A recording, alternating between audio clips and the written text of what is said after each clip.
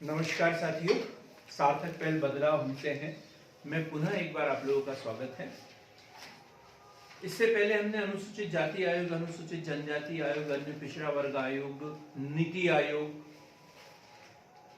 राष्ट्रीय हरित न्यायाधिकरण और क्या, नीति आयोग, राष्ट्रीय हरित न्यायाधिकरण, नियंत्रक एवं महालेखा परीक्षक। टोटल मध्य प्रदेश लोक सेवा आयोग के जो प्रारंभिक परीक्षा है उसकी जो 9वीं यूनिट 10वीं यूनिट उसमें 20 आयोग हमें पढ़ना है और अभी तक जो है हम 8 आयोग पढ़ चुके हैं। लगभग 10 आयोग हो चुके हैं, 10 आयोग हो चुके हैं और आज हम 11वां आयोग पढ़ने वाले हैं और वो है राष्ट्रीय बाल संरक्षण आयोग।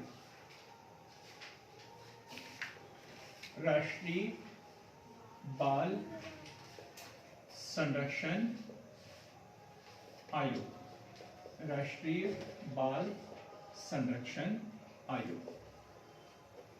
तो एक एक चीज देखेंगे हम इसमें। राष्ट्रीय बाल संरक्षण आयोग, सीधा सा क्वेश्चन बनता है, एक बड़ा सरल सा, दीक्षा। इधर देखोगे तो काम में आएगा, लिखना तो है ही नहीं आप लोग, चोरी छुपे लिखोगे तो कोई मजा नहीं आएगा। तो राष्ट्रीय बाल संरक्षण आयोग बड़ा सरल सा क्वेश्चन है। अमरदीप, पीएससी ने पूछा है, मेंस के लिए पूछा है कि भारतीय संविधान में बच्चों के लिए क्या क्या प्रावधान है, क्या क्या प्रावधान है। तो इसमें सीधा सा वो अनुच्छेद लिखना है जो बच्चों से संबंधित है, वो अनुच्छेद जो बच्चों से संबंधित है। जैसे अनुच्छेद 24, अनुच्छेद 24 कौन सा है?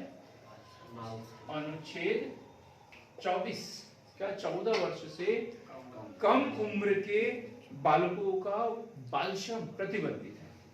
कारखानों में काम करना उनके लिए प्रतिबंधित है और इनको यदि कोई काम कराता है तो उनके लिए सजा का प्रावधान भी है। बहुत बार क्वेश्चन पूछा गया एग्जाम में। अनुच्छेद 24 संविधान के किस भाग में? भाग 3 किस अनुच्छेद में? 24। अब हम बात करते हैं अनुच्छेद 21 का। अनुच्छेद 21 का ये भी भाग 3 में है और इसमें क्या है? निःशुल्क एवं अनिवार्य शिक्षा, right to education, right to education. संविधान संशोधन अधिनियम 2002 के तहत जो है ये शामिल किया गया था और इसके तहत फिर शिक्षा का अधिकार आरटीई लागू किया गया 2009। ठीक, तो अनुच्छेद 21 का। फिर है अनुच्छेद 51 का, ये भाग 4 में है, मौलिक कर्तव्यों के अंतर्गत। भाग 4 मौलिक कर्तव्यों के अंतर्गत क्या में? भाग 4 का, उसी की बात कर रहा हूं मैं, 4 में का है।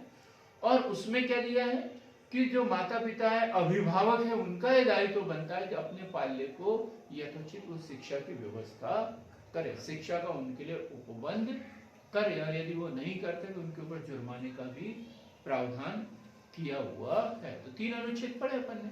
5 नंबर का क्वेश्चन आता है और यदि हम ये 3 अनुच्छेद लिख के आते हैं तो 3 तो 100% हमें मिलना ही है।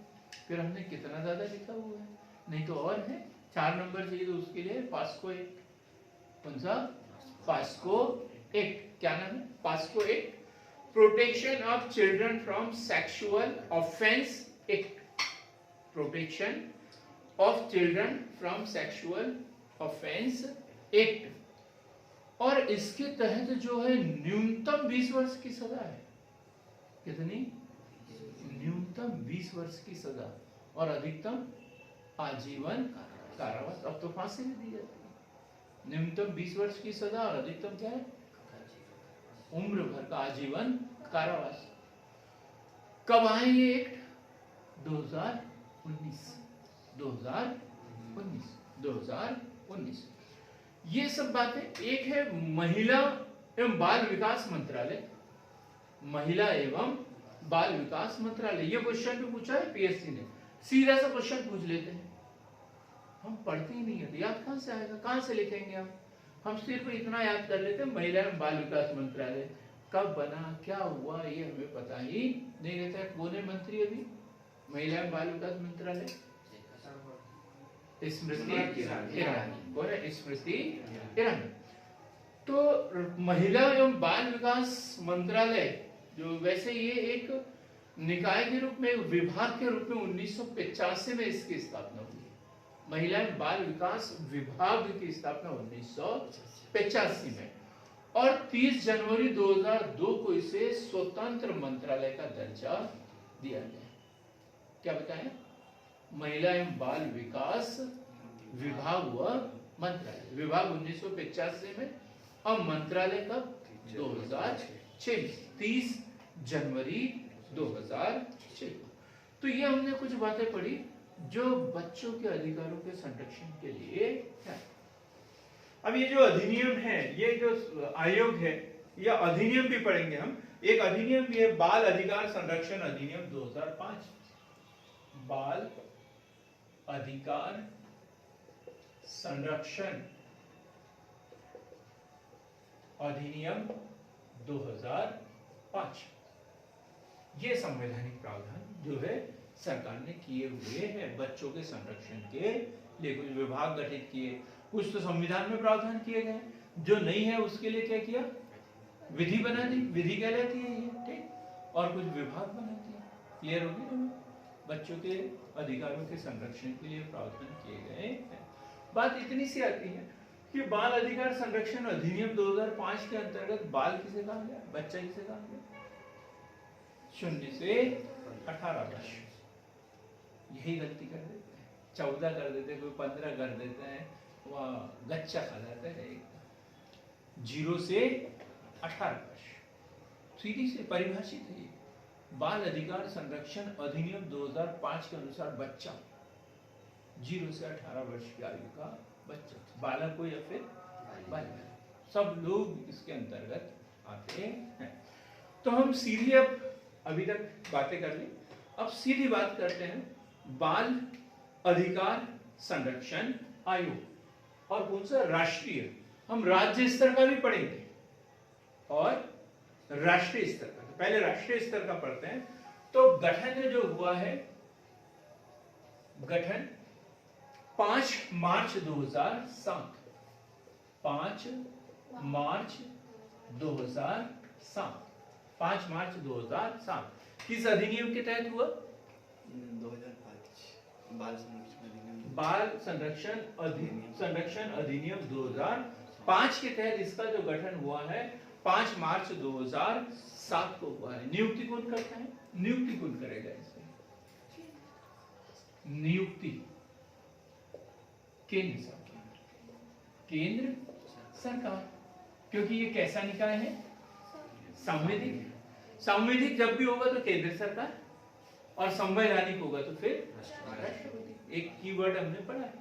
तो ये संवैधानिक है, इसलिए नियुक्ति कौन करेगा इसकी? केंद्र सरकार द्वारा। 3 सदस्यीय समिति की सिफारिश पर की जाती है। एक समिति, केंद्र सरकार एक समिति बनाते हैं और वो समिति सिफारिश करती है, तो उसके अनुसार राष्ट्रीय बाल अधिकार संरक्षण आयोग का गठन किया जाता है। किस सिद्धांत पर कार्य करता है ये? किस सिद्धांत पर कार्य करता है? तो क्वेश्चन आएगा, राष्ट्रीय बाल अधिकार संरक्षण आयोग जो है किस सिद्धांत पर कार्य करता है? तो बाल अधिकारों की सार्वभौमिकता। क्या? बाल अधिकारों की सार्वभौमिकता। बाल अधिकारों की सार्वभौमिकता मतलब बालकों के जो अधिकार है, शहरों में वो जरूरी नहीं है, सिर्फ अमीर बच्चों को मिले वो भी जरूरी नहीं है, सभी को मिलना बहुत जरूरी है। चाहे किसी भी स्थान पे रहे, शहर में रहे या गांव में रहे, किसी भी जाति का हो, किसी भी धर्म का हो, किसी भी क्षेत्र का रहने वाला हो, सभी बच्चों को उनके अधिकार मिलना चाहिए। तो क्या बाल अधिकारों की सार्वभौमिकता और गैर उल्लंघनीयता की जांच, वह गैर उल्लंघनीयता की जांच। तो इस सिद्धांत पर यह आयोग कार्य करता है। गैर उल्लंघनीयता की जांच। इसका मुख्यालय कहां पर होगा? मुख्यालय नई दिल्ली। मुख्यालय कहां पर? नई दिल्ली में। और इसके जो प्रथम अध्यक्ष जब इसका गठन हुआ तब इनके अध्यक्ष बने थे शांता सिन्हा। प्रथम अध्यक्ष कौन थे इसके? शांता सिन्हा। और वर्तमान अध्यक्ष कौन है? वर्तमान अध्यक्ष प्रियांक कानूनगो।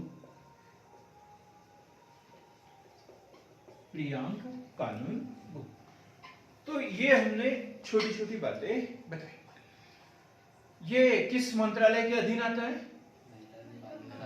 महिला एवं बाल विकास मंत्रालय के अधीन ये आता है। कैसा आयोग है? सांविधिक आयोग है। किस अधिनियम के तहत कार्य करता है? बाल अधिकार संरक्षण अधिनियम 2005 के तहत ये कार्य करता है। बालक किसे कहा गया है? 0 से 18 वर्ष के आयु के बालक बालिका सब इस आयोग के अधीन संरक्षण प्राप्त करते हैं। 0 से 18। अब इसकी संरचना देखते हैं। क्या संरचना?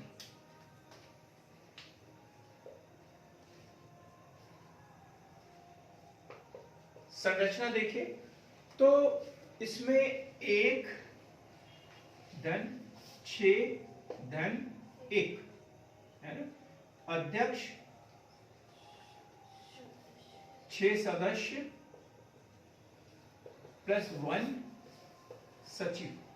ये कौन होता है इसका? सचिव। तो एक अध्यक्ष होगा, 6 सदस्य होंगे और एक सचिव। एक कौन होगा? सचिव।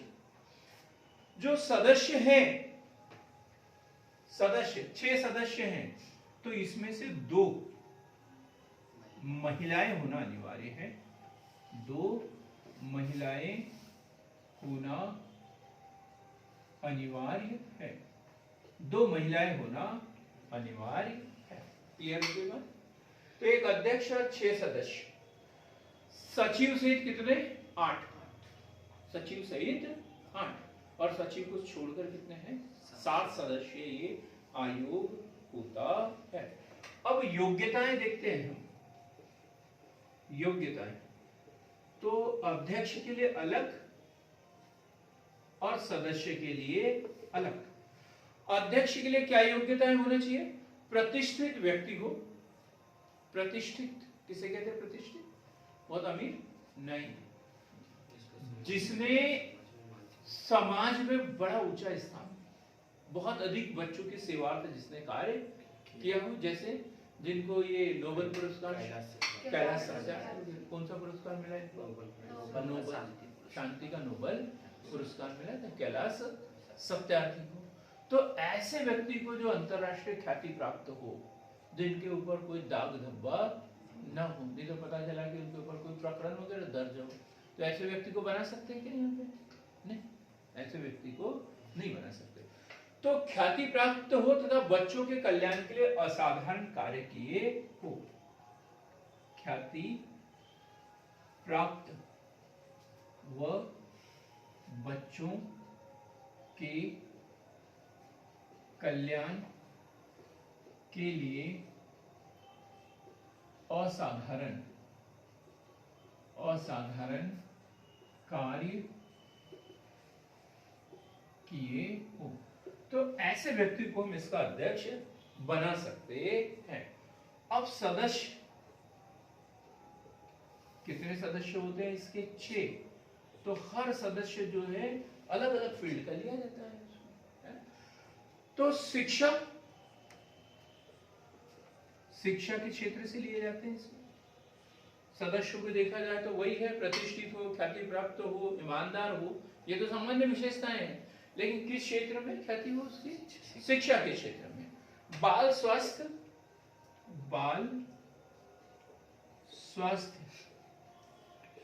देखभाल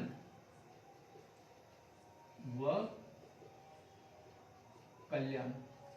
बाल स्वास्थ्य देखभाल व कल्याण। बाल स्वास्थ्य देखभाल व कल्याण, किशोर न्याय व निःशक्त बच्चों की देखभाल, किशोर न्याय व निःशक्त बच्चों की देखभाल, किशोर न्याय व निःशक्त बच्चों की देखभाल, बाल श्रम या बच्चों में तनाव का उन्मूलन, बाल श्रम व बच्चों में तनाव का उन्मूलन, तनाव का उन्मूलन। तो ये विभिन्न क्षेत्रों की, बाल मनोविज्ञान, सामाजिक विज्ञान, बाल मनोविज्ञान, ये इतने क्षेत्र में वो विशेषज्ञ हो, इसका विशेष ज्ञान जिसके पास में हो। तो एक हाथ शिक्षा से रख लिए, एक बाल स्वास्थ्य से रख लिए, एक न्याय से रख लिए, एक बाल श्रम, बच्चों के तनाव के उन्मूलन के लिए कोई एनजीओ वगैरह के रूप में कार्य किया, क्योंकि ये सरकारी सदस्य तो है नहीं, ये सब गैर सरकारी सदस्य होते हैं। तो विभिन्न क्षेत्रों के जो विशेषज्ञ होते हैं, ऐसे लोगों को, 6 लोगों को इसमें चुन लिया जाता है, और चुनने के लिए 3 सदस्यों की एक समिति होती है, वो इनका चयन करती है। बात यहाँ तक क्लियर हो गई रवि से? अब हम देखेंगे लोक सेवक। लोक सेवक माने जाते हैं ये क्वेश्चन अक्सर पूछा जाता है। लोक सेवक को कहां परिभाषित किया गया है, कहां किया गया है? भारतीय दंड संहिता। हाँ ठीक, भारतीय दंड संहिता 1860 की धारा 21 के तहत लोक सेवक माने जाएंगे। धारा 21 के तहत लोक सेवक माने जाएंगे। धारा 21 भारतीय दंड संहिता आईपीसी 1860 की धारा 21 के तहत ये लोक सेवक माने जाते हैं। तो कौन से जो पदाधिकारी वो लोक सेवक माने जाएंगे, तो उसके लिए हमें 21 में परिभाषित किया गया है किस किस को इन्हें लोक सेवक माना जाए। तो आईपीसी की धारा 21 याद रहेगा, क्वेश्चन बनता है। अब सचिव, एक पद कौन सा होता है इसमें? सचिव, ये वाला। सचिव के लिए क्या शर्त है? सचिव कौन होगा? भारत सरकार का संयुक्त सचिव या अन्य सचिव रैंक के ऊपर का। भारत सचिव किसको बनाएंगे? वो गैर सरकारी सदस्य नहीं होगा, वो कौन होगा? सरकारी सदस्य होगा। तो भारत सरकार का संयुक्त सचिव या अन्य सचिव के स्तर के ऊपर का अधिकारी होगा। उससे निचले स्तर के अधिकारी को इसका सचिव बना सकते हैं क्या? नहीं। भारत सरकार के संयुक्त सचिव या अन्य सचिव स्तर के अधिकारी को बनाया जाएगा, मतलब आईएएस होते हैं। आईएएस को ये नियुक्त किया जाता है।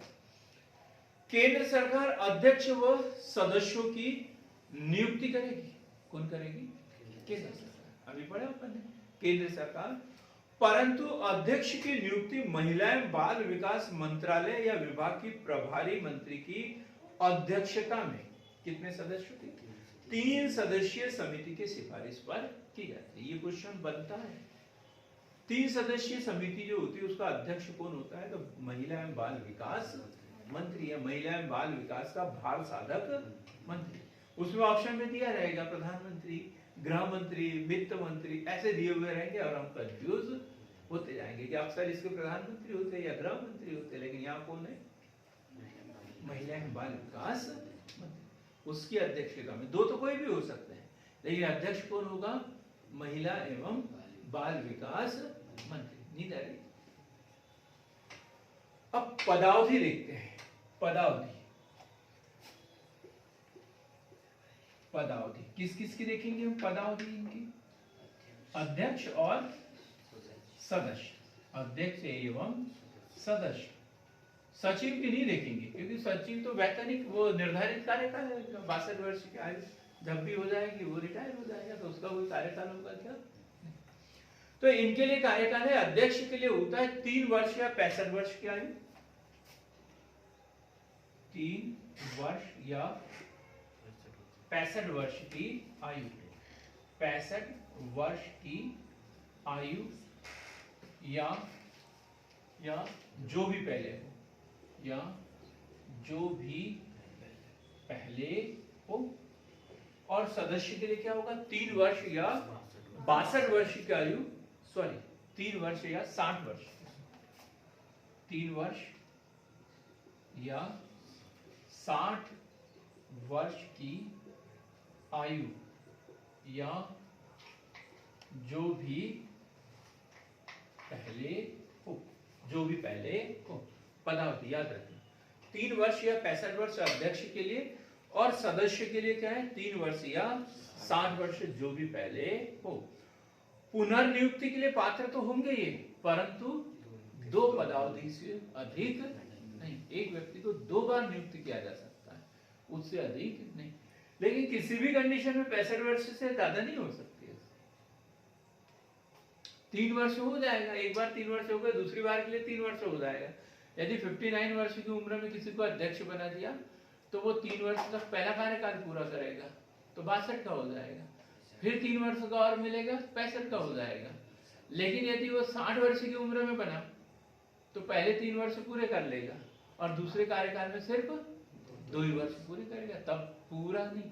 कि अधिकतम कितना? 65 या उससे ज्यादा का व्यक्ति इसमें रह ही नहीं सकता है। बात समझ में आई एकदम? जो भी पहले हो, 3 वर्ष या 65 वर्ष की आयु जो भी पहले हो। अब पद त्याग या पद से हटाया जाना, पद त्याग या पद से हटाया जाना। तो पद त्याग भी कर सकते हैं या इनको हटा भी सकते हैं। तो पद त्याग क्या का तो सीधा सा है, असमर्थता। असमर्थता, वो खुद ही नहीं चाहता मैं करूं। लेकिन हटाने का क्या है? साबित कदाचार, साबित कदाचार, या ये बोलते कि ये काम करने लायक नहीं है, असमर्थ है, बीमार रहता है, बार बार छुट्टी मांगते रहते हैं जब देखो तब। ठीक, असमर्थता या साबित कदाचार। दिवालिया होने पर, बैंकक्रप्ट होने पर, इंसॉल्वेंसी के आधार पर। विकृत चित्त, विकृत चित्त क्या होता है? विकृत चित्त मानसिक रूप से बीमार हो। मान के चलो ये बच्चों के लिए काम करता है, कई देखो वहां ऐसे मामले सामने आए बीच में कि जो संसद भवन में बैठे बैठे लोग बाग जो पोर्न मूवी वगैरह देखते हुए पाए गए हैं, या किसी महिला के साथ में अभद्र व्यवहार उनके द्वारा किया गया है, तो ऐसे व्यक्ति को रहने देंगे क्या यहाँ पर? नहीं, ना तो बच्चों के साथ में या फिर किसी महिला के साथ में या किसी अन्य के साथ में कोई अभद्र व्यवहार करता है, विकृत हो गया, पागल दिवालिया जैसी कोई स्थिति बन गई है, तो फिर उसे वहां से हटा दें। पद का दुरुपयोग, पद का दुरुपयोग, कारावास से दंडित होने पर। यदि इस समय तो कुछ नहीं हुआ, पहले कोई प्रकरण था वो चल रहा हो और फिर सजा दे दी जाए, तो फिर इसे यहां से बर्खास्त कर दिया जाए, कारावास से दंडित होने पर। अनुमति के बिना 3 क्रमवर्ती बैठकों में लगातार अनुपस्थित रहने पर, बिना अनुमति के 3 क्रमशः बैठकों में अनुपस्थित रहता है, तब भी इसे बर्खास्त कर सकते हैं। लेकिन जब भी इसे बर्खास्त करेंगे किसी भी आधार पर, इसे सुनवाई का पूरा पूरा अवसर देंगे। ऐसे नहीं कि चलो हमने मान लिया और तुम्हें बर्खास्त कर दिया, नहीं, आपको स्पष्टीकरण देने का मौका देंगे। ठीक है, सुनवाई का पूरा पूरा अवसर दिया जाता है। अब पद रिक्त होने पर क्या करेंगे? यदि मान के चलो या तो उसको हटा दिया या उसने स्वयं ही त्याग पत्र दे दिया, कार्यकाल पूरा नहीं हुआ उसका और बीच में ये हटा दिया, तो क्या करेंगे? 90 दिवस के अंदर, 90 दिवस के भीतर, पद रिक्ति की बात कर रहे हैं, पद रिक्ति होने पर 90 दिवस के अंदर भर्ती कर दिया जाता है, दूसरे को नियुक्त किया जाता है, लेकिन शेष कार्यकाल के लिए। 3 वर्ष का कार्यकाल होता है, पहले वाले ने 1.5 साल कर लिया तो 90 दिवस के अंदर दूसरे को तो कर देंगे, वहां पर किसी भी सदस्य को ही कर देंगे, जो 6 सदस्य थे उसी में से किसी को अध्यक्ष नियुक्त कर देंगे, लेकिन 1.5 वर्ष के लिए शेष कार्यकाल के लिए ही नियुक्त किया जाता है। ऐसा नहीं कि फिर से 3 वर्ष के लिए करेंगे। जब कार्यकाल पूरा होगा, नए सदस्य की नियुक्ति होगी, तब वो 3 वर्ष के लिए होगा। लेकिन यहाँ बीच में यदि कोई त्यागपत्र दे देता है या उसे बर्खास्त कर देते हैं, तो 90 दिवस के अंदर शेष कार्यकाल के लिए किसी भी सदस्य को अध्यक्ष नियुक्त किया जाता है। बात समझ में आ रही है? एकदम क्लियर? दीक्षा, उदास मत बैठो। अब वेतन भत्ते एवं शर्तें, वेतन भत्ते एवं शर्तें कौन करेगा? वेतन भत्ते केंद्र सरकार। जो नियुक्त करेगा वही वेतन भत्ते निर्धारित करेगा। तो वेतन भत्ते कौन निर्धारित करेगा? केंद्र सरकार। केंद्र सरकार से अनुमति लेकर अध्यक्ष इसका कार्यालय कहीं पर भी खोल सकता है। मुख्यालय कहां पर? नई दिल्ली में। लेकिन कहीं पर भी एक अपना अस्थायी कार्यालय खोल सकते हैं, लेकिन अपनी स्वेच्छा से नहीं, केंद्र सरकार की अनुमति लेकर। केंद्र सरकार की अनुमति लेकर अध्यक्ष कहीं पर भी इसका कार्यालय खोल सकता है। अंतिम अगले अधिवेशन में 3 माह से अधिक समय का अंतराल नहीं होना चाहिए। मतलब इनकी जो बैठकें होती है वो कंटिन्यू होना चाहिए। जैसे संविधान के संसद के जो अधिवेशन होते हैं तो 6 महीने से अधिक का अंतराल नहीं हो सकता, 6 महीने से अधिक का नहीं हो सकता। ऐसे इनकी भी 2 बैठकों के बीच में 3 महीने से अधिक का अंतराल नहीं होना चाहिए। क्वेश्चन बन सकता है, फंस भी जाएंगे कई लोग, 6 माह कर लेंगे सीधे, या कम से कम महीने में एक बार, क्योंकि ग्राम पंचायत वगैरह की होती है ना, महीने में एक बार। तो वैसे इनकी कितनी? 3 महीने में एक बार बैठक होना आवश्यक है। जो भी निर्णय होगा बहुमत के आधार पर होगा। निर्णय जो भी लेना है वो काय के आधार पर लेंगे? बहुमत के आधार पर। लेकिन सदस्य कितने हैं? 6 है। सदस्य कितने हैं? 6 है। तो फिर निर्णायक मत देना होता है अध्यक्ष को हमेशा। यदि बराबर आ जाते हैं तो निर्णायक मत अध्यक्ष द्वारा दिया जाता है। मतलब उपस्थित सदस्यों द्वारा स्वयं में से चुनाव किया जाता है, और यदि बराबर मत हो तो अध्यक्ष या पीठासीन अधिकारी निर्णायक मत देता है।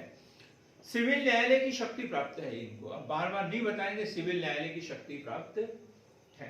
सिविल न्यायालय की शक्तियां क्या होती है पता होना चाहिए। सिविल न्यायालय की शक्तियां इनको प्राप्त है। वार्षिक रिपोर्ट ये किसको देंगे? केंद्र सरकार को। वार्षिक रिपोर्ट भी ये केंद्र सरकार को देंगे। अब यदि हम इतना समझ लेते हैं कि जहां केंद्र सरकार एक बार शुरू हो गई आखिर तक केंद्र सरकार ही रहेगी, तो हमारा उत्तर कितना सरल हो जाएगा। यदि हम इतना से याद कर ले संवैधानिक है या सांविधिक है, तो ही हमारा एक मसला पूरा का पूरा सॉल्व होते चल जाएगा, है? तो थोड़ा सा शॉर्ट ट्रिक भी अपनाना बहुत जरूरी है। जब हम नोट्स बनाएंगे आखिरी में, तो ऐसे शॉर्ट ट्रिक के आधार पर भी रखना। सांविधिक आयोग कौन कौन से हैं और संवैधानिक आयोग कौन से हैं, सलाहकारी आयोग कौन कौन से हैं, बहुत कुछ सरल हो जाएगा हमारे लिए उत्तर चुनना में। वार्षिक रिपोर्ट के केंद्र सरकार को देते हैं और केंद्र सरकार संसद के पटल पर रखती है। बड़ा सरल एकदम। क्या कार्य करता है ये आयोग? नाम से ही पता चल रहा है, बाल अधिकार संरक्षण आयोग, राष्ट्रीय बाल संरक्षण आयोग या बाल अधिकार संरक्षण आयोग। ये अधिनियम है, बाल अधिकार संरक्षण अधिनियम, और उसी की तरह से ये आयोग बना हुआ है। तो क्या है, जितनी भी विधियां वगैरह बनी है, कानून वगैरह बनते हैं, तब भी हस्तक्षेप करता है। ये ऐसा कानून न बन जाए जिससे बच्चों के अधिकारों का हनन हो। तो क्या है, बाल अधिकारों के संरक्षण के लिए उस समय प्रचलित किसी कानून के तहत या दिए गए बचाव की जांच की समीक्षा करना है। ठीक। दूसरा है, उक्त मामलों में बाल अधिकारों के उल्लंघन की जांच करना। किसी व्यक्ति ने किसी एडल्ट के ऊपर लागू होगा है? यदि किसी ने दूसरे बच्चों के अधिकारों का हनन किया है, जैसे मान के चलो कि अनुच्छेद 51 का शिक्षा का अधिकार दिया हुआ है, 11वां मौलिक कर्तव्य, और यदि माता पिता उसे स्कूल में ही नहीं भेजते हैं तो इसके तहत तो उसको वो अपराधी हो गया, क्योंकि इसने बच्चों के अधिकारों का हनन किया हुआ है। निःशुल्क अनिवार्य शिक्षा की बात कर रहे हैं, और कोई राज्य सरकार ये अधिनियम पारित कर दे कि नहीं, कोई भी बच्चा एडमिशन लेगा तो 1000 रुपये फीस जमा करना ही पड़ेगा पहली क्लास में, तो फिर तो ये उसके अधिकारों का हनन हो गया। तो ऐसे जहां पर भी उसके अधिकारों का हनन होता है तो कार्यवाही चलाने की सिफारिश करता है। क्लियर हो गई दूसरी बात भी क्या है? उक्त मामलों में बाल अधिकारों के उल्लंघन की जांच करना तथा कार्यवाही चलाने की सिफारिश करना। उन सभी कारकों की जांच करना जो आतंकवाद, सांप्रदायिक हिंसा, दंगे, प्राकृतिक आपदा, घरेलू हिंसा, अनैतिक व्यापार आदि से प्रभावित हुए। बच्चे यदि इन सभी आपदाओं से कहीं कोई भी स्थिति से प्रभावित होते हैं तब भी ये जांच करता है कि इनको वास्तव में वो सब सुविधाएं मिली या नहीं मिली। अब कहीं आपदा आ गई, कुछ हो गया, और बच्चों, वो बड़े बुजुर्ग थे, इनको ले जाके हॉस्पिटल इधर उधर लेके जा रहे हैं, बच्चों को वहीं छोड़ दिया, जबकि सबसे पहले किसकी व्यवस्था करना है? बच्चों की। उनके दूध वगैरह लेके आना है, जो बच्चों का भोजन जो होता है उसकी तरीके से व्यवस्था करना होता है। तो क्या पॉइंट बताया? उन सभी कारणों की जांच करना जो आतंकवाद, सांप्रदायिक हिंसा, दंगे, प्राकृतिक आपदा, घरेलू हिंसा, अनैतिक व्यापार, बच्चों की खरीदी बिक्री, अनैतिक व्यापार आपके एरिया में तो बहुत होती है इधर से, है? अभी बताएंगे हम थोड़ी देर से। तो अनैतिक व्यापार, दुर्व्यवहार, शोषण, अश्लील चित्रण, वैश्यावृत्ति आदि से प्रभावित बाल अधिकारों का लाभ उठाने का निषेध करता है। इन परिस्थितियों में दूसरा कोई उनका लाभ नहीं उठा सकता। विशेष देखभाल व संरक्षण की जरूरत वाले बच्चों की मामलों पर विचार करना। विशेष देखभाल व संरक्षण क्या होता है? विशेष देखभाल, बच्चे विकलांग हो सकते हैं, जन्म से विकलांग हो सकते हैं, या मानसिक रूप से बाधित हो सकते हैं, जिनका मानसिक विकास न हुआ हो, या निराश्रित, क्या बोलते हैं इसे? निराश्रित, जिनके माता पिता न हो, अनाथ, अनाथ बच्चे जिनका कोई ना हो, कोई न हो, ऐसे बच्चे जो उनकी माता द्वारा जन्म के समय ही उसे इधर उधर छोड़ दिया हो, तो ऐसे बच्चे, ये विशेष आवश्यकता वाले बच्चे होते हैं, इनकी विशेष देखभाल करने की जरूरत होती है। तो इनके लिए कार्य करना इनका प्रमुख कार्य है। बाल अधिकारों के क्षेत्र में अनुसंधान करना, उसे बढ़ावा देना। ऐसा नहीं कि सरकार ने जो कानून बना दिया उसी के तहत काम करना, नहीं, सरकार को सजेशन भी देते हैं कि हम इनके लिए ये काम कर सकते हैं, तो पहले से बेहतर इनकी स्थिति हो सकती है, तो कुछ अनुसंधान करना। जैसे जो दृष्टिबाधित बच्चे होते हैं तो इनके लिए ब्रेल लिपि, लुई ब्रेल के द्वारा ब्रेल लिपि, इसके माध्यम से पढ़ लेते हैं। फिर वो जो गूंगे होते हैं तो इनके लिए वो सांकेतिक, वो ऐसे ऐसे करके समाचार वगैरह दिखाते हैं, सांकेतिक भाषा। तो इस माध्यम से उन बच्चों को बताना, ऐसे नई नई टेक्निक उनके लिए सुझाना, सरकार को सुझाव देना। क्या? बाल अधिकारों के क्षेत्र में अनुसंधान करना, शिकायतों की जांच करना तथा स्व प्रेरणा से बाल अधिकारों की रक्षा करना। शिकायत आती है तो उसकी जांच करना। जैसे कहीं हॉस्टल में इधर उधर बालिकाएं रहती है, बालक रहते हैं, वहां उनको भोजन वगैरह नहीं मिल रहा है या साफ सफाई की व्यवस्था नहीं है, यदि वो शिकायत करते तो एक्शन लेना है। लेकिन कभी कभी स्वेच्छा से भी, स्व प्रेरणा से भी इन संगठनों की वो जांच कर सकते हैं। कोई एनजीओ वगैरह है जो बालक बालिकाओं के हितों के लिए काम कर रहा है, मोटी रकम प्राप्त कर रहा है, तो उनके कार्यों की जांच कर सकते हैं, समीक्षा कर सकते हैं कि वास्तव में बच्चों के हित में ही काम कर रहे हैं या अपना ही झोला भर रहे हैं, कहीं पैसों का दुरुपयोग तो नहीं कर रहे, तो उसकी जांच भी ये कर सकते हैं। किशोर संरक्षण गृह आदि संस्थानों का निरीक्षण करना। किशोर संरक्षण गृह, वेश्यावृत्ति से मुक्त की हुई बालिकाएं वगैरह, इसको यदि वहां पे रख रहे हैं तो पता चला वहां और कोई शोषण कर रहा है उनका, ऐसा तो नहीं हो रहा है। कई बच्चे बाल सुधार गृह है और वहां पे कई बच्चों को भीख मांगने लगा रहे, कई जगह ऐसा होता है। भिक्षावृत्ति वगैरह ये संगठित रूप में, गिरोह के रूप में काम किया जाता है, ऐसी जगह पर जांच करवाना इनका कार्य है। वार्षिक रिपोर्ट, ये भी है, वार्षिक रिपोर्ट किसको सौंपते हैं? केंद्र सरकार को सौंपना, वार्षिक रिपोर्ट केंद्र सरकार को सौंपना। तो इस तरीके से बाल संरक्षण आयोग जो है, बाल अधिकार संरक्षण अधिनियम 2005 के अधीन इनका गठन हुआ है। और ये किस मंत्रालय के अधीन? महिला एवं बाल विकास मंत्रालय के अधीन आता है। हमने महिला एवं बाल विकास मंत्रालय पढ़ा कि महिला एवं बाल विकास विभाग 1985 में इसका गठन हुआ था और फिर 2006 में इसे स्वतंत्र मंत्रालय का दर्जा दिया। हमने ये भी पढ़ा कि ये बालकों के लिए कौन-कौन से संवैधानिक प्रावधान है। तो इसमें देखा अनुच्छेद 24, अनुच्छेद 21 का, अनुच्छेद 51 का, बाल अधिकार संरक्षण अधिनियम 2005, पास्को एक्ट 2019। तो ये विभिन्न प्रकार के अधिनियम और संवैधानिक प्रावधान सरकार द्वारा किए गए हैं। जिस तर्ज पर राष्ट्रीय बाल संरक्षण आयोग कार्य करता है, उसी तर्ज पर जो है राज्य स्तर पर राज्य बाल अधिकार संरक्षण आयोग भी हर राज्य में कार्य करता है। तो हम दूसरी कड़ी इसी में पढ़ेंगे, मध्य प्रदेश राज्य बाल अधिकार संरक्षण आयोग। सर अभी करंटली में इनके द्वारा समर्पण कार्यक्रम भी चलाया जाता है। बिल्कुल सही बोल रहे। समर्पण एक संस्थान है, एक एनजीओ है। समर्पण जो है एक एनजीओ है जो बाल अधिकार संरक्षण के लिए कार्य करता है।